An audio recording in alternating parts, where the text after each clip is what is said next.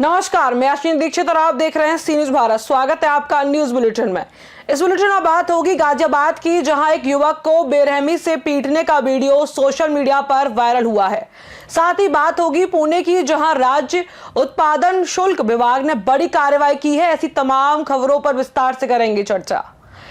गाजियाबाद के crossing Republic थाना क्षेत्र में एक युवक को बेरहमी से पीटने का वीडियो सोशल मीडिया पर तेजी से वायरल हो रहा है। युवक को डंडे से बेरहमी से पीटा जा रहा है। वहीं जब दूसरे युवकों द्वारा उसे बचाने का प्रयास किया गया तो उन पर भी डंडे से वार किया गया।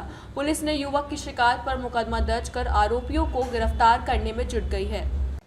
दिनांक 20/11/2025 को थाना क्रॉसिंग रिपब्लिक पर वादी वीरेंद्र द्वारा ये तहरीर दी गई कि उनके बेटे रितेश के साथ कुछ व्यक्तियों ने 19/11/2025 को, जब वो अपने कॉलेज सुंदरदीप के लिए घर से निकले थे, द्वारा मारपीट की गई और उन्हें गंभीर रूप से घायल किया गया, जिसमें उनका एक पैर भी टूट गया है।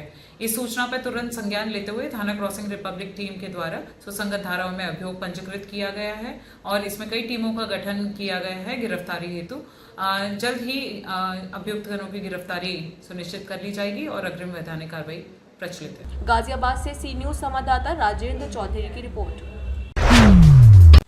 लातेहार में इंसानियत की मिसाल पेश करते हुए सांसद कालीचरण सिंह ने मनिका विधानसभा से यूनिट मार्च कार्यक्रम से लौटते समय तुम्बागड़ा के पास सड़क किनारे एक सड़क दुर्घटना में घायल पड़े व्यक्ति को देखकर तुरंत अपना काफिला रुकवा दिया और बिना देर किए नीचे उतरकर उसकी स्थिति का जायजा लिया। सांसद के निर्देश पर उनके दल के सदस्यों और स्थानीय ग्रामीणों ने मिलकर घायल को प्राथमिक उपचार के लिए तत्काल नजदीकी अस्पताल पहुंचाया। इस दौरान लातेहार भाजपा जिला अध्यक्ष पंकज सिंह, सांसद प्रतिनिधि अमलेश सिंह, युवा मोर्चा जिला अध्यक्ष छोटू राजा, मनिका प्रखंड सांसद प्रतिनिधि अंकित राजा सहित अन्य लोग भी मौजूद रहे। सांसद की इस संवेदनशील पहल की स्थानीय लोगों ने सराहना की है।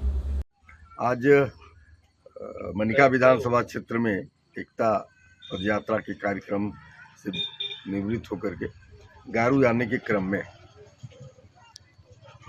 तुम्बागड़ा से थोड़ा पहले मैं देखा कि एक बाइक सवार गिरा हुआ है, खून माथे में हो, बेहोश की हालत में है। उसको गाड़ी रुकवा करके सवारी गाड़ी, हम हमारे साथ जिला अध्यक्ष थे श्री पंकज जी और जिला के युवा मोर्चा के अध्यक्ष थे, जिला के महामंत्री अमलेश जी थे, छोटू राजा, कई लोग थे, विष्णु जी, कई लोग थे। उन लोगों के साथ सहयोग करके गाड़ी पकड़ करके हॉस्पिटल भिजवाया। थोड़ा अच्छा लगा आज कि कोई व्यक्ति जिसको उतनी देर से सब लोग खड़े थे लेकिन कोई चिंता नहीं कर रहा था, उसको हॉस्पिटल तक भिजवाया, तो मुझे आज अच्छा प्रसन्नता लगा। लातेहार से सी न्यूज संवाददाता मोहम्मद अरबाज की रिपोर्ट। अवैध गैर कानूनी तरीके से हो रहे शराब की तस्करी, बिक्री और बनावटी शराब निर्माण केंद्र पर राज्य उत्पादन शुल्क पुणे विभाग ने बड़ी कार्रवाई करके करीबन 40 लाख रुपए का मुद्दे माल जब्त किया है और 8 लोगों को हिरासत में लिया है। नमस्कार, मी अतुल कानडे, अधीक्षक राज्य उत्पादन शुल्क पुणे। आमच्या विभागामार्फत झालेल्या 2 कारवायांची माहिती आपणास देत आहे। पहिली कारवाई निरीक्षक दौंड या पथकाने आमची केलेली आहे। त्याच्यामध्ये मारुती इको या गाडीसहित 23 बॉक्स गोव्यातील मद्याचे जप्त केलेले आहेत। तसेच त्याच्यासोबतच 1300 लेबल्स सुद्धा जप्त केलेले आहेत। गोवा मद्याचे वरती डुप्लिकेट लेबल लावून त्याची विक्री करण्याचा प्रयत्न त्यांचे चालू होते। यामध्ये या कारवाईमध्ये 3 आरोपी अटक झाले असून एकूण 10.12 लाख इतका रकमेचा गाडीसहित मुद्देमाल जप्त करण्यात आलेला आहे। तसेच दुसरा निरीक्षक डी विभाग यांनी इनोवा क्रिस्टा आणि गाडीमध्ये 15 बॉक्स प्रथम जप्त केले व त्यातील अटक आरोपींची कसून चौकशी केल्यानंतर 2 ठिकाणी त्याची रिकव्हरी केलेली आहे। एक पहिला रिकव्हरीचं स्थळ नरे इथं आणि दुसरं जेजुरी इथं, पुरंदर इथं। एकूण इनोवा क्रिस्टा या गाडीसहित टोटल 59 बॉक्स मद्यसाठा जप्त केलेला आहे। शिवाय त्याच्यामध्ये बनावट कॅप्स ज्या डुप्लिकेशनसाठी वापरल्या जातात ते 1350 इतक्या जप्त केलेल्या आहेत। टोटल या गुन्ह्यामध्ये एकूण 5 आरोपी अटक केलेले असून एकूण मुद्देमालाची किंमत 29.92 लाख इतकी आहे।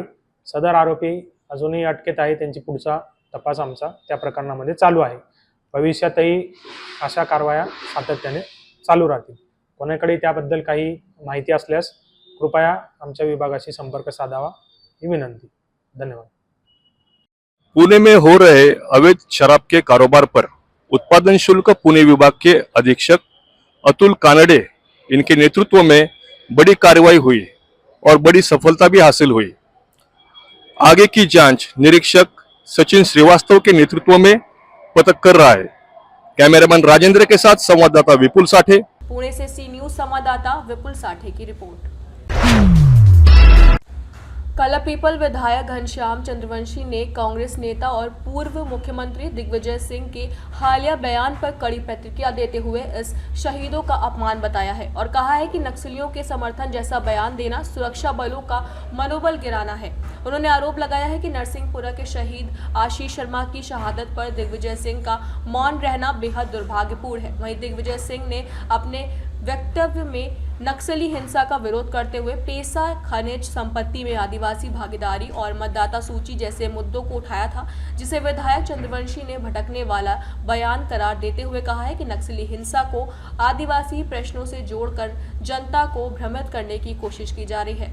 उन्होंने स्पष्ट कहा है कि केंद्र और प्रदेश सरकार नक्सलवाद के उन्मूलन को लेकर प्रतिबद्ध है और शहीदों के सम्मान से कोई समझौता नहीं होने दिया जाएगा।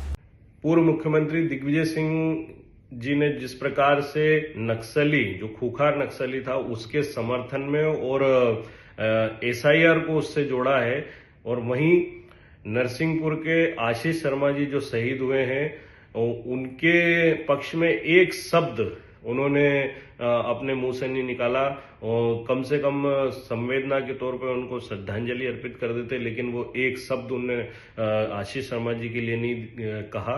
उनके नेता नरसिंहपुर में पहुंचे थे और हमारे यशस्वी मुख्यमंत्री डॉक्टर मोहन यादव जी भी श्रद्धांजलि देने के लिए आशीष शर्मा जी को पहुंचे थे, लेकिन हमारे दिग्विजय सिंह जी हमेशा नक्सलियों के साथ, आतंकियों के साथ खड़े रहते हैं और उन्होंने इस विषय को एसआईआर से जोड़ने का प्रयास किया है। मैं ये कहना चाहता हूं, एसआईआर अलग विषय है, नक्सलियों का सफाया इस देश से होके रहेगा। हमारी सरकार ने जो संकल्प लिया है, ये संकल्प पूरा होगा और आदिवासियों के हितों की आप बात करना बंद कर दीजिए। आदिवासियों के हितों के लिए जितना काम मध्य प्रदेश की सरकार, हमारे देश की सरकार कर रही है, वो शायद आपने पिछले 70-80 सालों में किया होगा। इसलिए माननीय दिग्विजय सिंह जी, आप नक्सलियों के साथ, आतंकवादियों के साथ खड़ा होना बंद कर दीजिए। हमारे आशीष शर्मा जी शहीद हुए हैं, उनको भी 2 शब्द आप श्रद्धांजलि के रूप में अर्पित कीजिए। और अब आपका समय हो चुका है, इसलिए राजनीतिक जो है, आपको जो हार स्वीकार नहीं हुई है, अब उम्र हो गई है। इसलिए बिहार में जो हार हुई है, इसी कारण से हुई है कि हमेशा आप देश विरोधी मुद्दों पर सामने आते हैं, साथ में खड़े होते हैं नक्सलियों के, आतंकवादियों के लिए, इसीलिए आपकी पार्टी गर्त में चली गई है। तो आपको शाहजहांपुर से सी न्यूज संवाददाता रमेश राजपूत की रिपोर्ट। सिंगरौली के कलेक्टर गौरव बैनल के निर्देश में जिले के खाद एवं बीज की दुकानों का निरीक्षण कर नमूने लिए जा रहे हैं। कृषि विभाग के उप संचालक मनोज सिंह ने बताया है कि खाद और बीज की गुणवत्ता सुनिश्चित करने के लिए अभियान चलाया गया है, जिसमें निरीक्षण के दौरान लिए गए बीज के नमूने अमानक पाए गए हैं।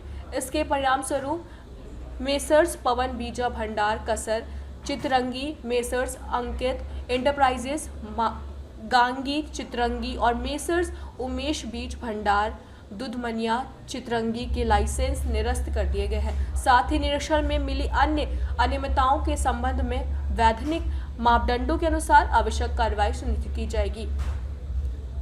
ये एक्सटेंशन प्लान का जो पूछ रहा हूँ, ये भी बनाओ मोटा तो जब तक प्लान नहीं होगा आपकी चीज़ें तो थ्योरेटिकल तो ठीक है ना। तो ये 2-4 चीज़ें करके बताओ, ठीक है। बाकी एक दिन आपका देखिए इनके भी देखेंगे, फिर 2-4 जगह देखेंगे। यार पॉलीवुड वगैरह कुछ है नहीं, तो कुछ ऐसा कुछ अच्छी सब्जी कुछ हो रही हो, कोई ऑर्गेनिक कर रहा हो।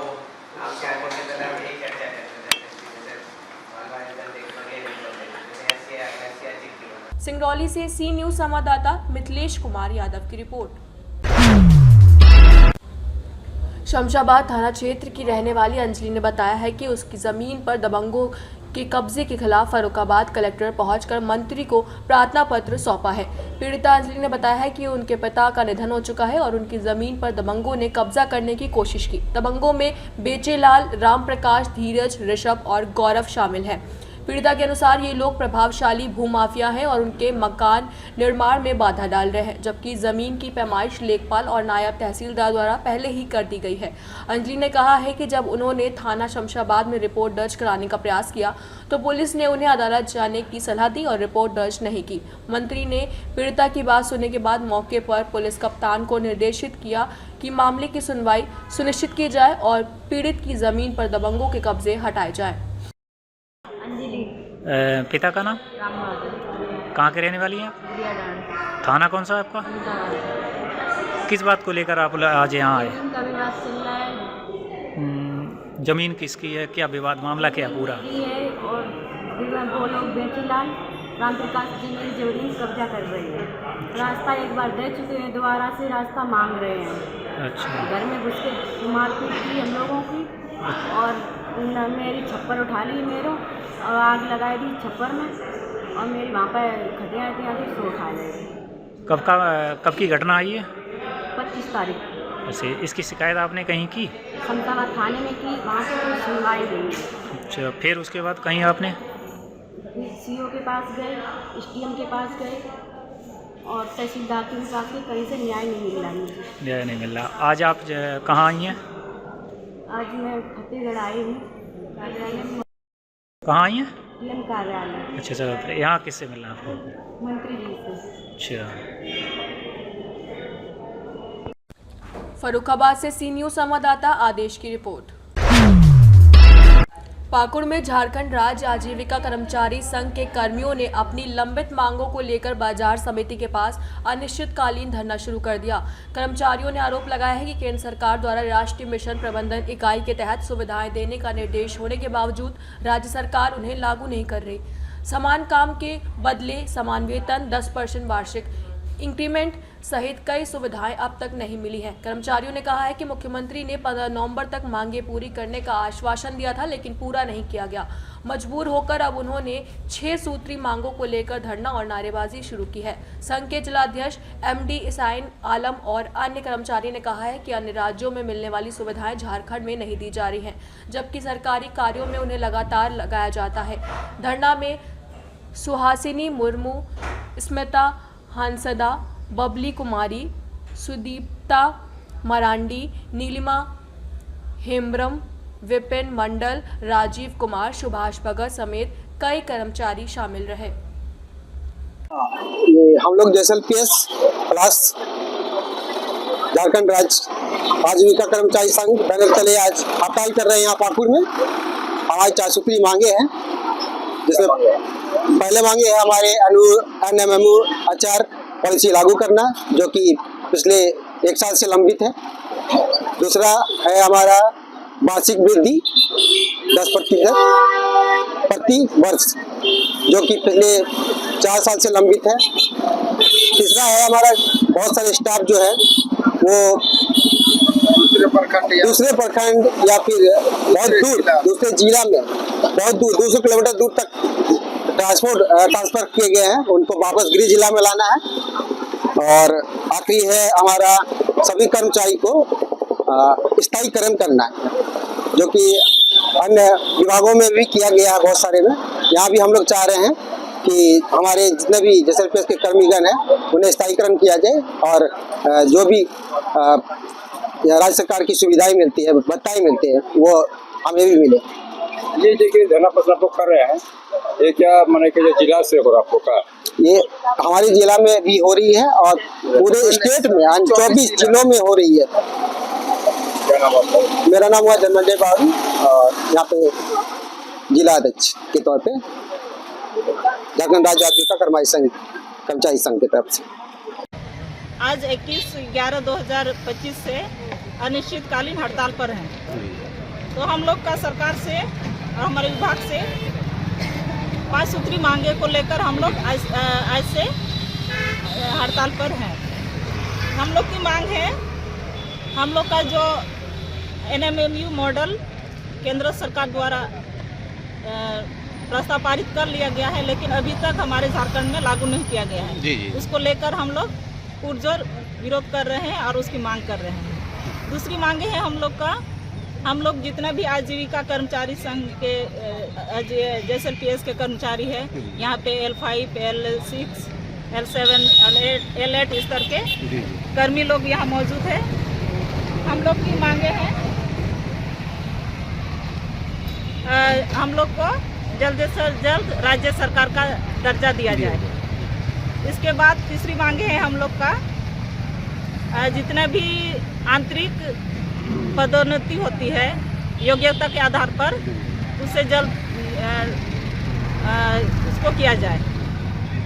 इसके बाद पांचवा है जितने भी हम लोग का